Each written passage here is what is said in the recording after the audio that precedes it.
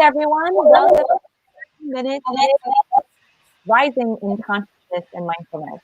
I'm Lynn Mint, and I get to be your host for today. I'm super excited. Today's topic is connecting to your higher self and the universal field of consciousness. That's a really big mouthful.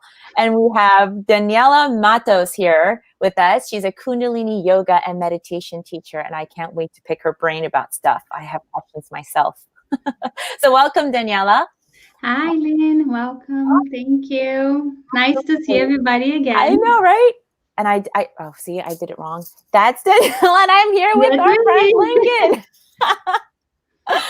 Yeah. So let's get the discussion started. Like I said, it's a really big mouthful. Daniela, if you can help us unpack what this is, this higher self and the universal field of consciousness. What are we talking about there? So I'm going to actually piggyback on last week's discussion, right? That we were talking about the inner self. And in the end, all these denominations is just a way of explaining what is beyond what we see in this, three-dimensional field, always outside of ourselves. So when we connect to inside of our feelings, emotions, thoughts, right? Some people call it, your inner self. Well, when we also name this sometimes higher self, that the part of ourselves that is also called essence, soul, right? That just knows. We don't have a logical explanation why we would know or not. It's just connected. And connected to what? Right? We as humans have this collective consciousness. So imagine as if there is a net above ourselves where the top of our head, our energetic bodies, right, is connected. So once you start understanding, and this happens as you start meditating, right? Once you start meditating, once you start feeling what is inside of you, right? That goes beyond what I do for my career, or me as a mom. It's beyond the denomination of Daniela as a mom or wife, or whatever other title you give yourself. Once you connect it to the purity that is inside of you, that can be called higher self, inner self, essence, soul, right? So it has a lot of names.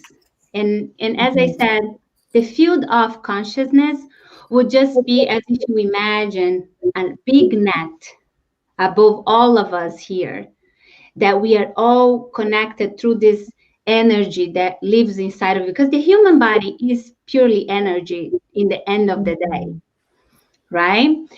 If you go to like quantum physics, we find out that we are energy. So that energy, it's all connected, all of us. We most of the time we are not aware, because we are not trained to think like that, to feel that parts of ourselves that we don't see with our physical eyes. So I love that explanation. Don't mind me, I'm just taking notes here, and I'm having a blast. No, absolutely. I also know that like Lincoln is a quantum healer coach, correct? Right. If you also can just kind of expand what you mean by what is this field of quantum science and quantum physics? Yes, the simplest way to understand quantum physics and the quantum realm is just to establish first and foremost that there are infinite possibilities within the quantum realm. That's first and foremost. Second, at its most basic element, quantum physics is simply the understanding that we have freedom of choice. As individuals, we all have free will, right? And all freedom of choice all free will is just the ability to use our will to guide our thoughts in one direction or the other, either forward or backwards, right? So when we talk about forward, we're talking about positive, good feeling thoughts, optimistic thoughts. When we're talking about backwards, we're talking about negative, bad feeling, pessimistic thoughts, right? So then the next thing is to understand that the universe, life is impartial. It doesn't care which direction we focus on, it will support whatever direction we're trying to go in. Mm-hmm. Okay? So then once we understand that, the next thing is to realize that since all possibilities essentially are in play in the quantum realm, what happens is if we direct our thoughts forward, even if we experience some form of adversity, because we know that we're optimistic and we're positive and we're feeling good, we know that we're being supported to move forward, even though we may be experiencing a little bit of adversity. It's difficult to tell that when our thoughts are focused backwards, right? And we're feeling bad and we're pessimistic and we're negative, because everything is supporting that. It's awareness. Yeah. You know, what's also interesting for me is all the truths that I have learned. Well, for me, like what I was introduced to was through my specific religion of Christianity. It's different words, but it's like connecting in a new way. The creative power, you know, the likeness of the divine, infinite, you know, options and just possibilities, you know. So it's really, it almost feels like what I'm taking today is like it's bringing me back home. Yeah, and I like in that sense, as I grew up Catholic as well, I feel that the way once I start expanding, right, once I start seeing a lot beyond of what I was raised to see, I understood very quickly that it's just different ways to go to the top of the mountain, and there are plenty of colors and plenty of paths, and you pick to the one that resonates more with you. So it's like it's not right and wrong, you know. It's a lot more like, oh, what resonates with you in your essence. And the way I digest a lot of that is nowadays is like, well, our soul has had so many experiences up to this point that we're gonna resonate more with one rather than the other based on that experience that our soul has had. You know, and then once you find it, you start going in and going deeper, but you also start understanding that because somebody else sees it different than you, it's not wrong. It's just a different way of looking from a different lenses. It's like, it's as if the truth is a little dot, right, in the middle of the universe, and everybody has different lenses to look at it. They are not wrong. They look from different angles. Right? It's a beautiful metaphor. And it's just like when we are not aware, I think that is when we get stuck. When we are not aware how our thoughts can impact our reality, that's when we get stuck. You know, so one thing that, and I don't know why this example just came in my mind, but I'm gonna go with it. But when I worked at the bank, time is money. Come on, guys, time is money. You know? And we don't have that time. So we profess on rushing because we don't have the time. So, you know, we won't make the money. So, and perhaps we should say things different, right? Because we are not aware. So we, you know, like, no, we have the time to do this. The best way possible will be done. You know, that is enough for everybody. So that is, you know, like, let's just focus in doing our best. And I just remember having a lot of that mentality of the rushing, of not having enough time and always trying to make it more. Whereas I think the focus has to be, how can I deliver the best possible outcome for my client? You know, is out thinking on the constraints of time and space that we have in our reality, because it's you know, when you go a little bit in quantum physics, right, Lincoln, you start understanding that is just very limiting. Is a way of seeing the universe, but it's not all. You know, so for you to be able to advance in this game and start playing on this positive affirmation, you have to start understanding that realities, it can expand a lot more, given that you know the possibilities you can have. Right.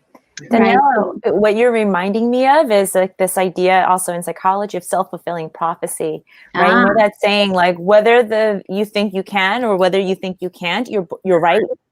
Right. Because it will self-fulfill. Absolutely. Right. Absolutely. And in the end, it's how do we train our minds to overcome this program we get? Because the way our mind functions from the yoga perspective is programmed from the time of the womb to 7 years old. Astrologically speaking, is your first quarter, is the 7 first years of your life, your first square to Saturn. But we're going to talk about that I love that. But all those programs get into our mind before we are aware of them. And they come from our parents. And we cannot even go there to blame our parents, because that came from their parents too, who came from their parents too. So if you think about, most of us live in such a limited understanding of, of what our awareness is, that goes centuries back, right? Because it's just everybody's parents and keeps going forward, So I have a question. Sorry to interrupt. So are you saying that yoga is like the way you practice it and teach it is really about getting beyond and becoming aware of the programming that has happened 0 to 7, and to be able to kind of manage and actually move past that? Because that's, and again, the way I've kind of learned to phrase that is in the psychology, right? They say 0 to 7 is the primary years of personality development. And, when you look at the word personality, actually, it comes from the root word, same root word as mask. Right. And so, are you like, so I'm like, oh, that's so great. So you're saying that we can do stuff with our bodies, and there's certain, it's almost like you have a manual, right? Like you can kind of your body is a computer. That is amazing. So teach me how to press the buttons so I can take off the mask and be a more genuine, untouched version of myself. Yeah, so that's one of the things I absolutely like. So I'm before coming to yoga, I was extremely linear, extremely systematic and disciplined. And what do I do to get this? How are the steps I'm going to do? So there are many forms of yoga. That's one thing to understand. But my passion with Kundalini Yoga is very strong because it is very systematic and is really, is actually very, what is the word? Prescriptive. And I love that about it because, you can say whatever you want, but like, I like to have a map. I like to have some sort of guideline to say, do this to have this outcome. That's just the way I function. So for instance, with the group of students I have, and given and again, we can talk about this later, but given the moment that we are living right now, I'm working on going beyond overcoming imagined disabilities, in a sense of what do we believe about ourselves that contain us in a certain framework that doesn't allow us to expand. That's right. Okay, so we do 3 exercises every day, and I can explain why it has to be done every day in a second. It is about 11 minutes with the goal of sharing those. Is literally, it's like we have this invisible walls in our mind that constrain us, and this exercise, the idea is to at least for those 11 minutes that you're doing it, that you kind of hammering down that wall. So it's really cleaning the subconscious, which that's more like overall it is the goal of meditation in general, but I just like, because Kundalini has very dynamic ways of doing it. So, and I know I'm taking so much of your time because I know Lincoln probably has a lot of questions too, but can you also explain for our listeners, like, what Kundalini, it's a big word. Yeah. So we went a little bit over the other time, but Kundalini in yoga in Sanskrit is like the creative energy. And it's in every single living being, but it's in every single human, right? In human beings, it's coiled, it's believed is a coiled energy, is a potential that is within you and is located on the base of the spine. And as you evolve, as your awareness expand, you give the opportunity to have that energy to raise. And as it goes up, you start getting into the flow of the energy field, because you are an energy field, and you start getting into the flow. And what do I mean by getting into the flow?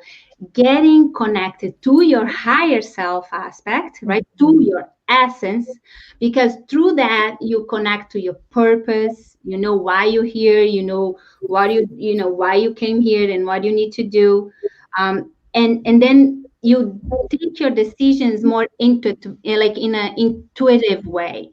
Mm-hmm. Right? I Because love our that. mind is divided in three minds: Right. positive, negative, and neutral mind. Mm-hmm. And in order for you to have the intuition to flow within you, you need to be in a more neutral state of mind. Mm-hmm.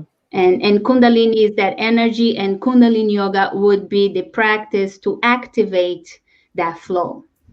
That's awesome. So you're going to take us on a meditative, like you're going to help us do something like that. Yeah, I So can. stay in tuned, listeners, because this is exciting. We get to activate our Kundalini. But before that, no, I'm going to turn it over to Lincoln.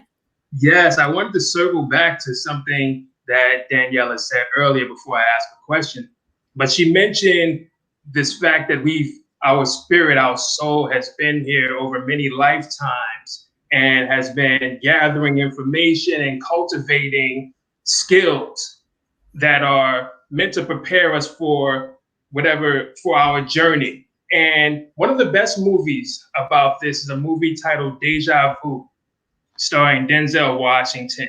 It teaches all about this, which is that previous selves leave us breadcrumbs, right? Leave us breadcrumbs so that we can sort of reconnect to whatever our purpose is.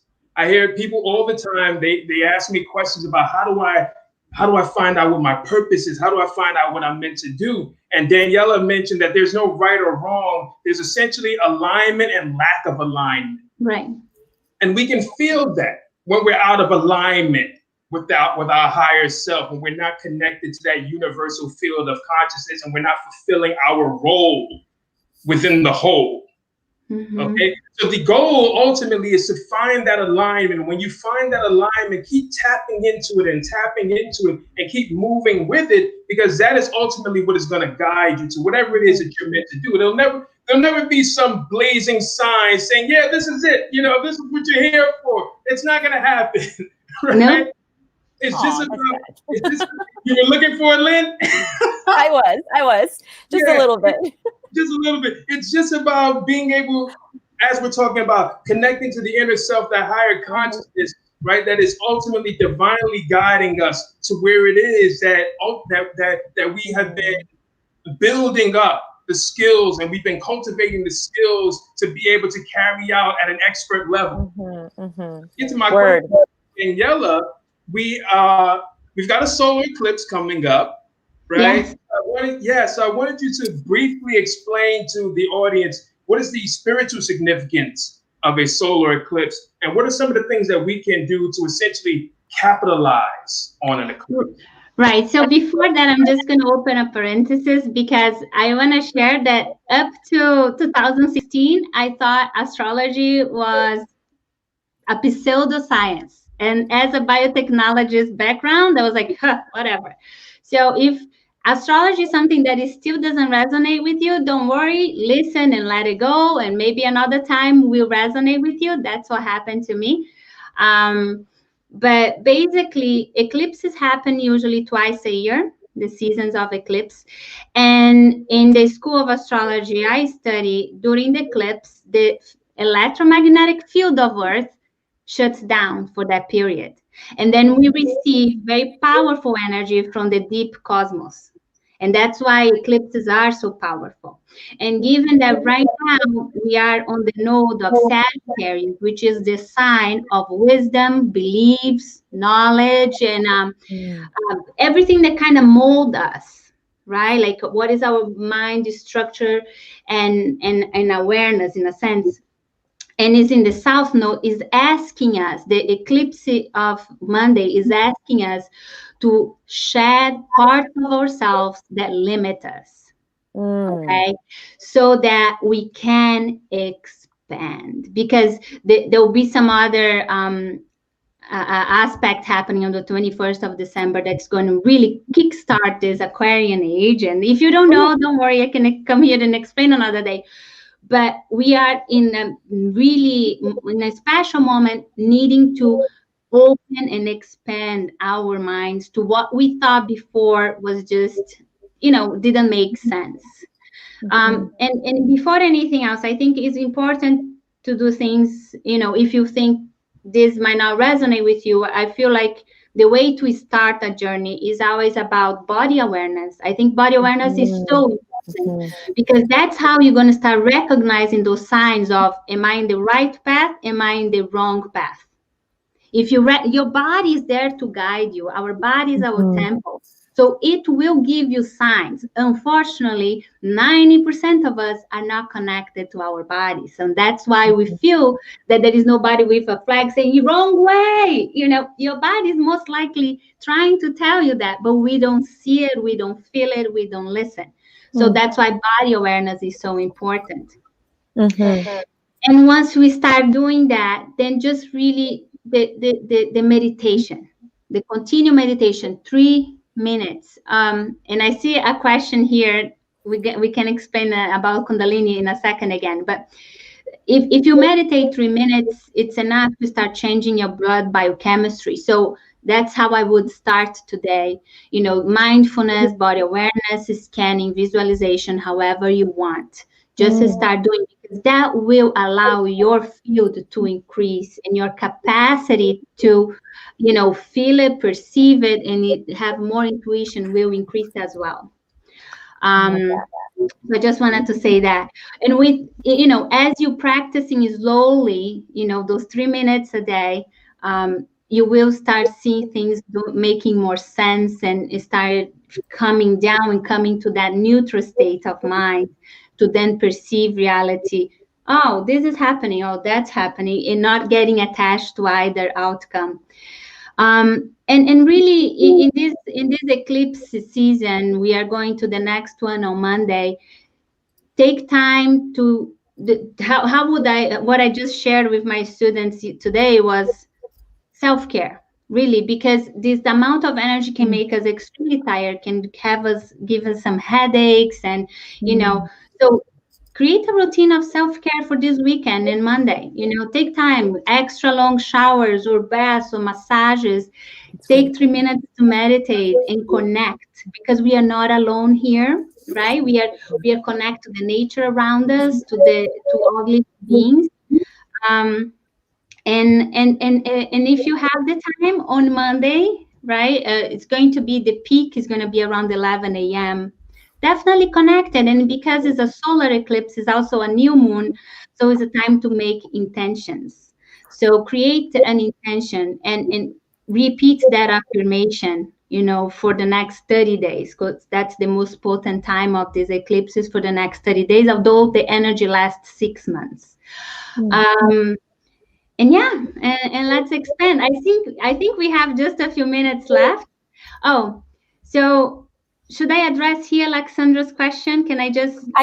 Well, first of all, I want to make sure everybody gets like a taste of it, and we have 5. Yeah, I'm just really cautious of the time.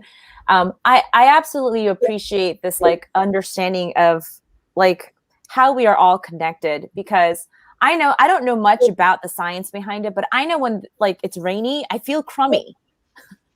Like simple as that. And like my mood changes, my productivity changes, and I think to myself, oh, if I lived in a part of the world that like was super, super rainy and dark, I would be a different person. Absolutely. Yeah. In the winter, I do a inner sun meditation because I miss the sun. So, exactly. So let's do it one. This is specifically for this time period that we are. I'm gonna be opening my eyes because I want to make sure that I don't go over. But just rub the palms of your hands, bring in front of your chest. When you close the eyes, make sure you focus on the point between your eyebrow. Okay. And let's take 3 long and deep breaths, making sure that the air go all the way to the belly button. Exhale. Again. Exhale. And last time, inhale. Exhale. And just for 1 minute, we're going to do two exercise. For 1 minute, inhale through the left nostril. And then cover with the index, the left nostril, and exhale through the right. Inhale through the left. Exhale.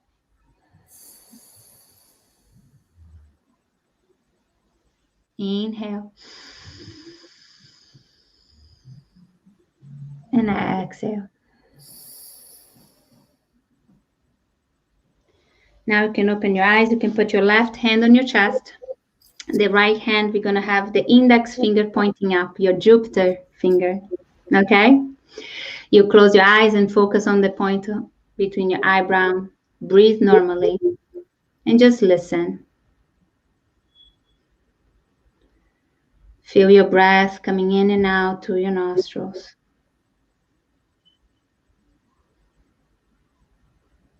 We are at a moment in the collective where we are understanding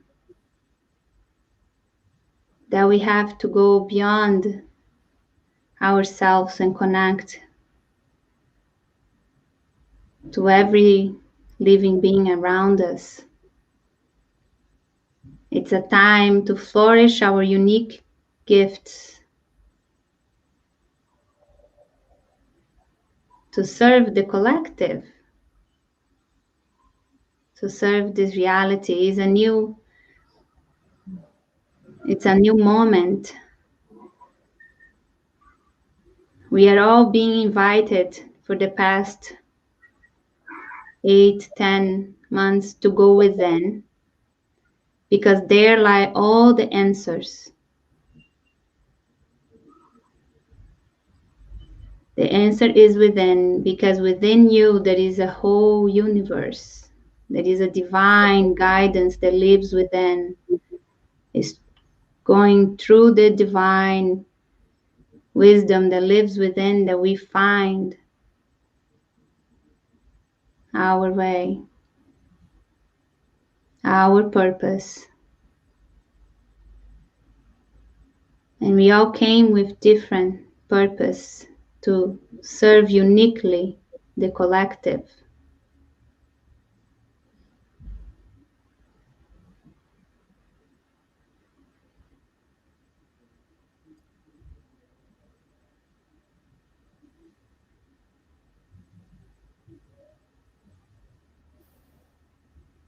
You can inhale,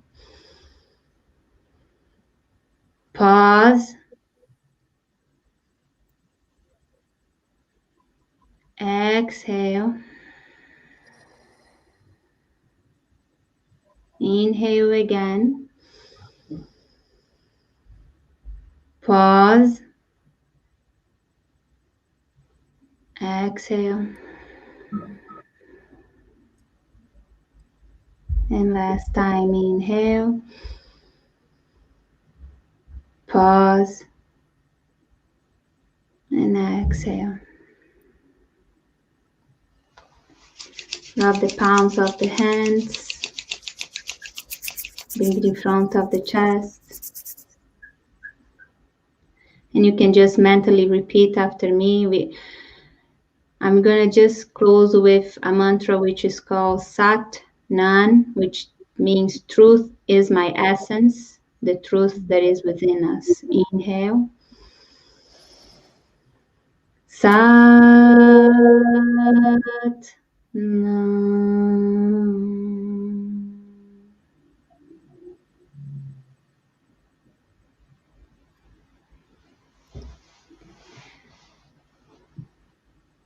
Thank you.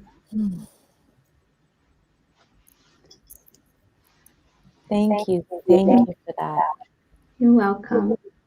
Thank you for sharing this space with us, sharing your wisdom and light. Lincoln, for the questions and for your knowledge of quantum healing. And Daniela, seriously, your light. Oh, My thank heart you. is You so too. full. My heart is so full. I invite all of you to tune in next week at 2, Fridays at 2. And if you have questions or comments, or just want to join in the conversations, you know where to reach each and every one of us on any of the social media platforms, or Vero personally, if you have her number, let her know, let me know, let Lincoln know. God bless all of you. Light and love to all of you. We will see you next week.